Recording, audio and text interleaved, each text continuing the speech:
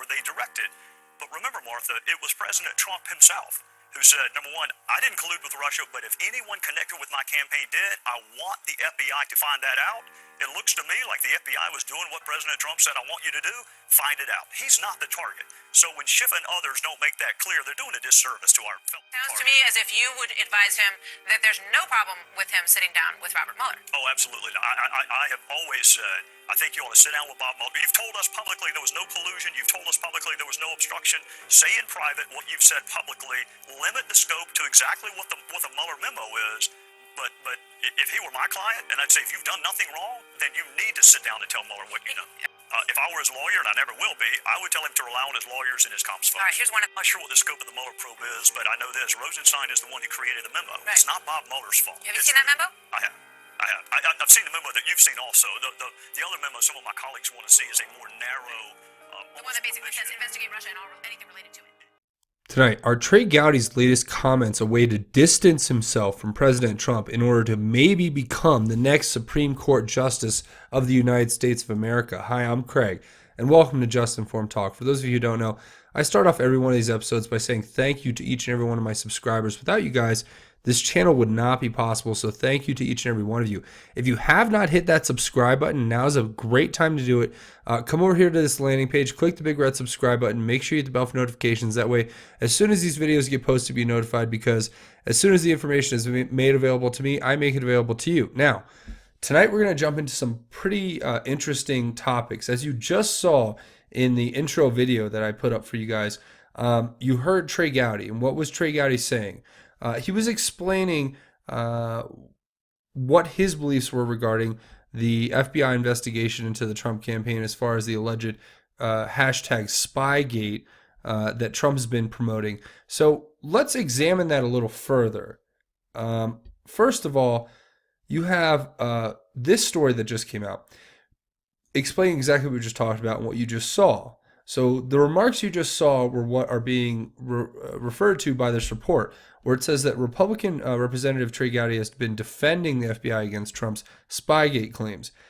Now, before we get into this, guys, I want you to know that I have a theory about what this is all tied into and how it's going to connect, and it's pretty crazy. Plus, stick around for at the end of this episode where we're going to talk about what the timeline for Q coming back is and giving us some more posts.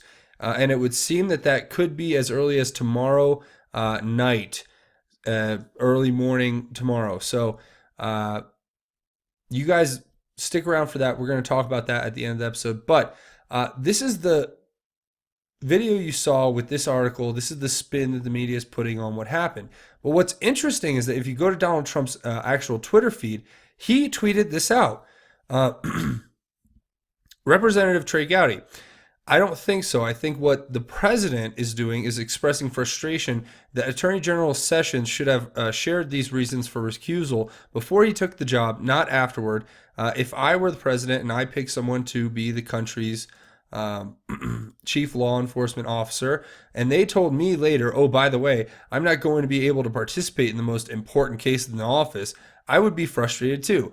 And that's how I read that. Senator Sessions, why didn't you tell me before I picked you? There are lots of really good lawyers in the country, and he could have picked somebody else, and I wish he did. So what is this all telling us, right? In order to understand that, we have to put it in context of some of the past Q posts that are talking about Trey Gowdy. So remember what we just covered here, because it's going to be important as we go look at the older Q posts that are going to tell us exactly what Trey Gowdy's position is. So first we have this one, right? And this is from May 16th. So this is a more recent post. And it's saying, no such agency versus clowns in America today. Now, what is being revealed? What will it lead to? Peter Strzok, faces of lawmakers stepping out, focus.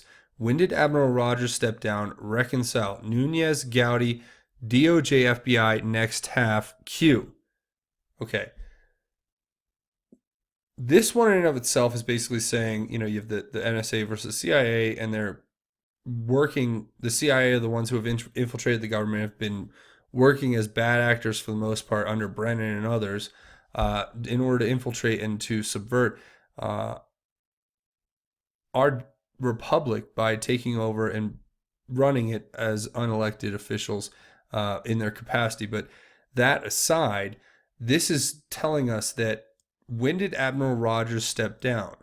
And it's asking us to look at the faces of lawmakers stepping out. And it mentions Gowdy's name. And then it's telling us, and this is from May 16th, so this is about 15 days ago, and it's saying the next half. So we're entering the next phase, the next half of what's happening here. And obviously, we're going to be looking at the DOJ and the FBI in particular. But it is important to note that Trey Gowdy is coming out to defend the DOJ and the FBI. And you may ask, for a lot of people's initial reaction is to be negative and to say that Trey Gowdy is a deep state and that he's, flipped and that he's gone down this whole path. But then when you put it in context with another post here, but you can also juxtapose it against this one. We're going to talk about this one too really quickly. It's saying not seeking re-election, right? And it actually notes that Trey Gowdy is here as a Republican who's not seeking re-election. And what's important to note here is it also notes here that Goodlatte and Gowdy are important, okay? And it's talking about the chairman of the House Committee on the Judiciary and the House Oversight and Government Reform Committee. These two individuals are going to play a big role, I think, going into the future, but Gowdy has actually gone out and become a part of that new role. And I think they're all working with and around Q, and let's just say there is a symbiosis to everything that's going on here, and that we've been told by Q in the past about what all of this is going to end up meaning, okay? And what is it going to mean? Well, here's a hint as to what Q is inferring from January 14th of 2018. He's telling us to trust Sessions. He's saying Trey Gowdy's departure from the House Ethics Committee. He's talking about how Trey is not going to testify, how he's not needed to testify, and how we have to think logically, and how there's no need to step down if needed to testify, right? So he's not stepping down because of the fact that he stepped down. He's not being put into a position to be forced to testify.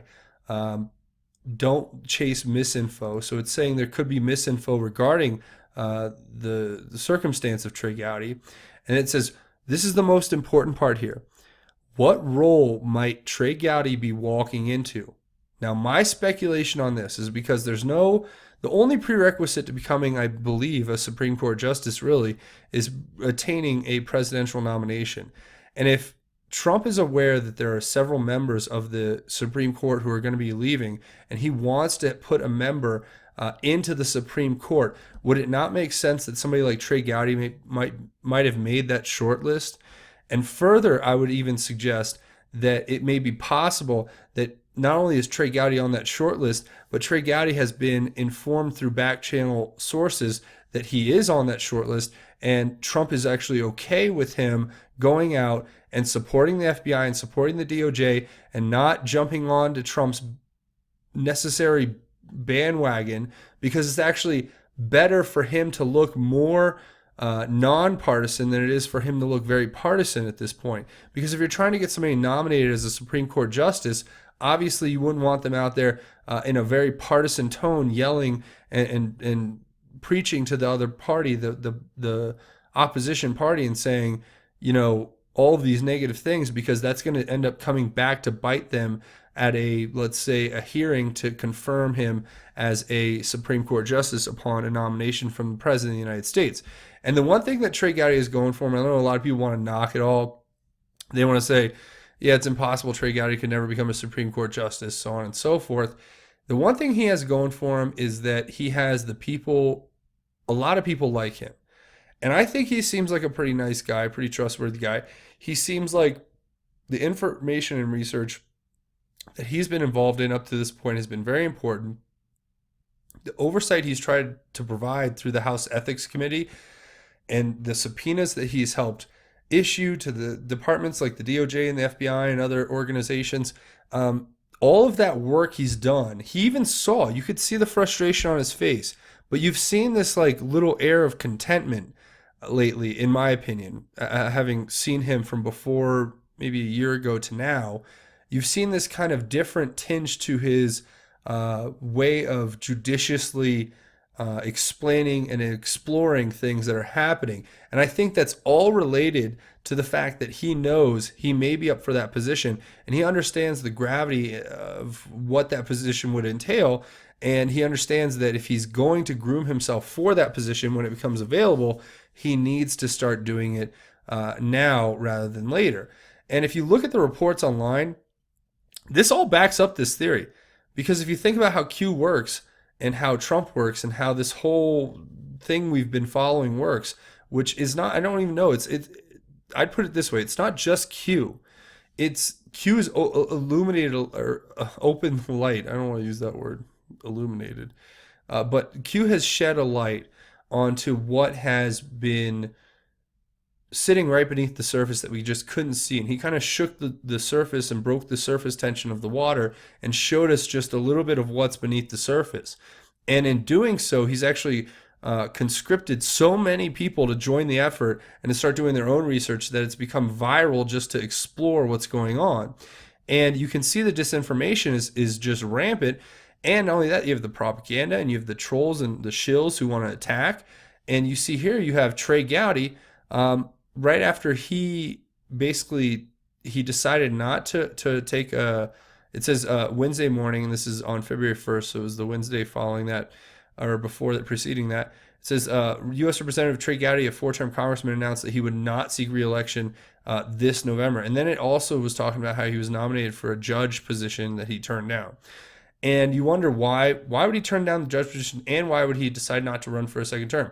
Is it because he actually believes there is a chance that he could be selected to be put into position to be a Supreme Court justice at some point in the near future? I don't know. You guys let me know what you think down in the comments, but that's basically the gist of what I have put together to this point based on doing some research and taking what I know about Q's posts and putting that all together and trying to give you guys a well thought out interpretation of the information that has been made available to this point. Now, we'll jump right into the next thing because I think it's an important thing to note. So there's been a lot of speculation on when is Q coming back? When is Q coming back? Well, if we look at some other things that Anons have pointed out on the boards recently, the one thing that stands out, and I don't know if this makes a whole lot of sense to every single person out there, but a post from a long time ago said 10 days darkness, and it wasn't just one post, it was actually two posts. Another one said 10 days darkness, and these are both from November 5th of 2017.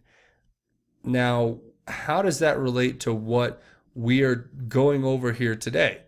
Well, it has actually been found to correlate with a span of time from which Q took a long absence from posting on the 8chan boards.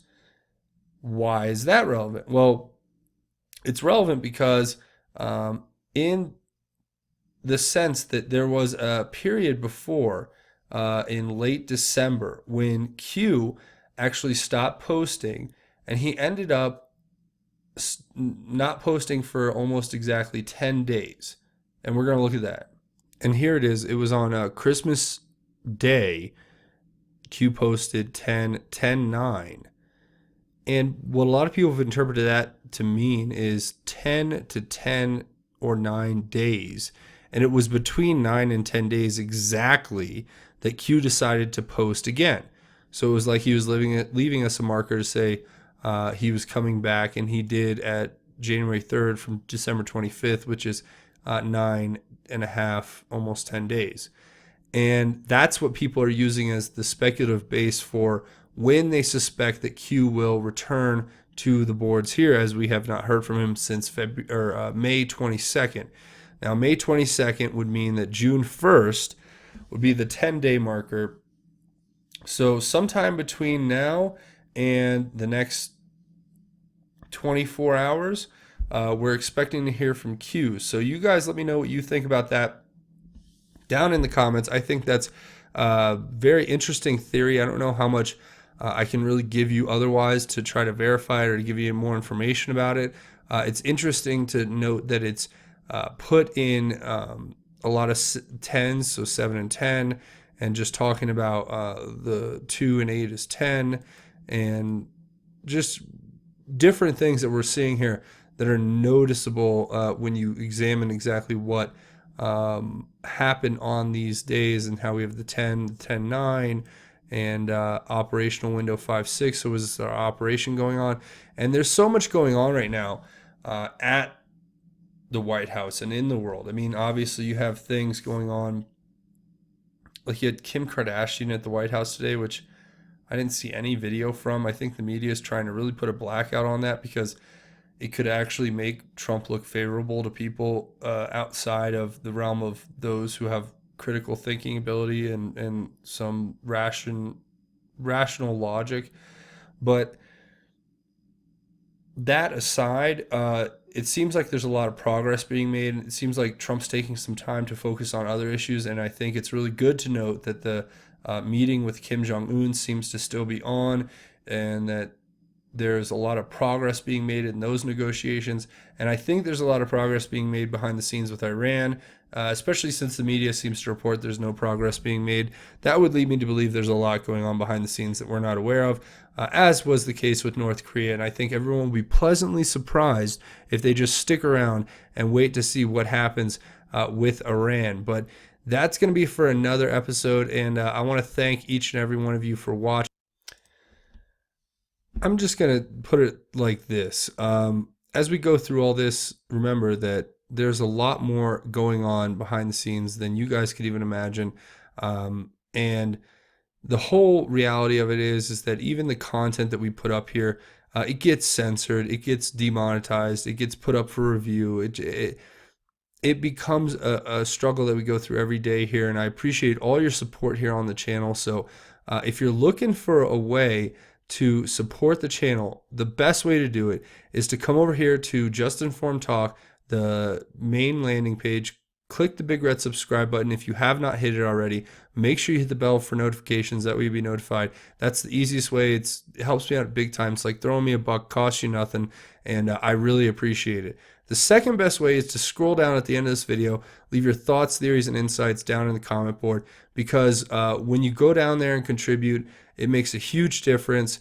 And even if you can't leave a thought or a comment, please just scroll down and read through the comments. You're going to learn something you didn't know before, and I certainly encourage everyone to go check that out. Now, if you're looking for a way to support the channel, realizing that we are going through demonetization on a regular basis when they decide that content shouldn't be shown, please come over here to Patreon. That's patreon.com. You can search Just Informed Talk. It'll take you here to this landing page, and you can make your contribution.